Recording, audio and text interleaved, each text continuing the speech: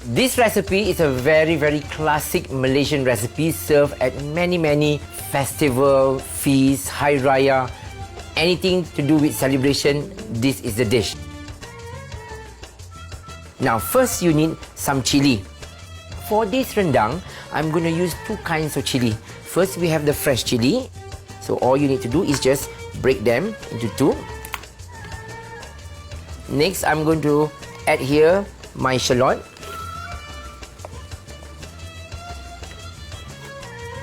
We are going to also use another kind of chili. Now this is dried chili or chili kering, which has been soaked with hot water or boiled for 5 minutes, strained so that the pulps are soft, so that they are easily to be pureed.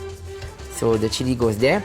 Some fresh ginger, and again candle nut.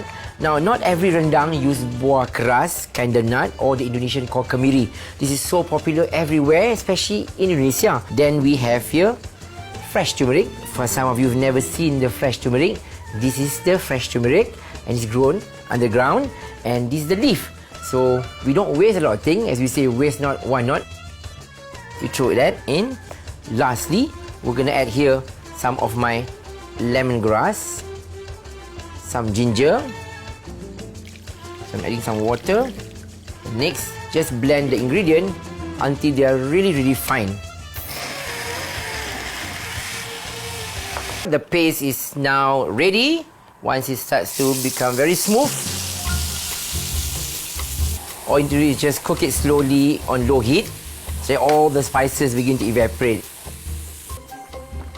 Now once the sauce is simmered for just 3 or 4 minutes for a while, the reason why I covered it because I don't want it to be splattered all over me, and you can see the water evaporating slowly and the spices are now slowly toasting. And the next thing we need to do here is to add in the pieces of chicken.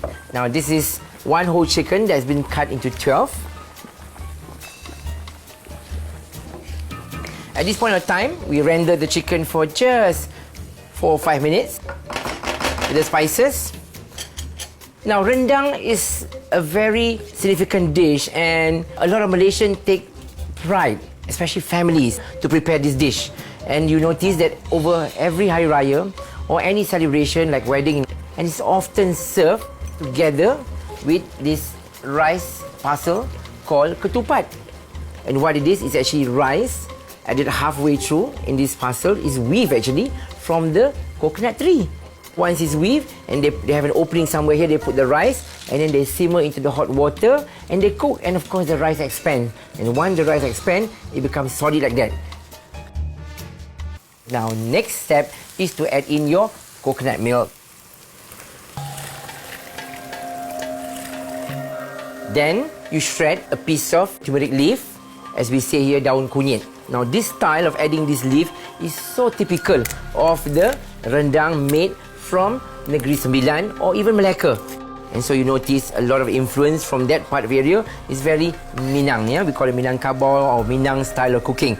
And so they always use a lot of this daun limau purut. So you can slice them like that. But sometimes, you know, my mother just shred them like this.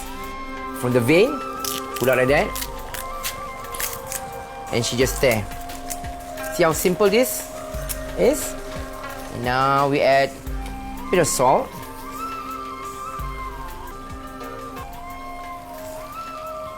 Now as you can see, everything is simmering very nicely. At this point of time, we're going to turn off the heat. And to finish the dish, all you need to do here is to add some of this makrut lime leaf or cafe lime leaf, which we slice and we call it daun limau purut. And lastly, the krisek, pounded toasted coconut. I probably need double of that to really darken it. As my mother used to say, it's always nice to make it a bit darker. But if you don't have a lot, half of that is fine. So you stir that. At this point of time, the rendang is ready. Perfect. Just a bit more sugar and the salt, and everything is ready.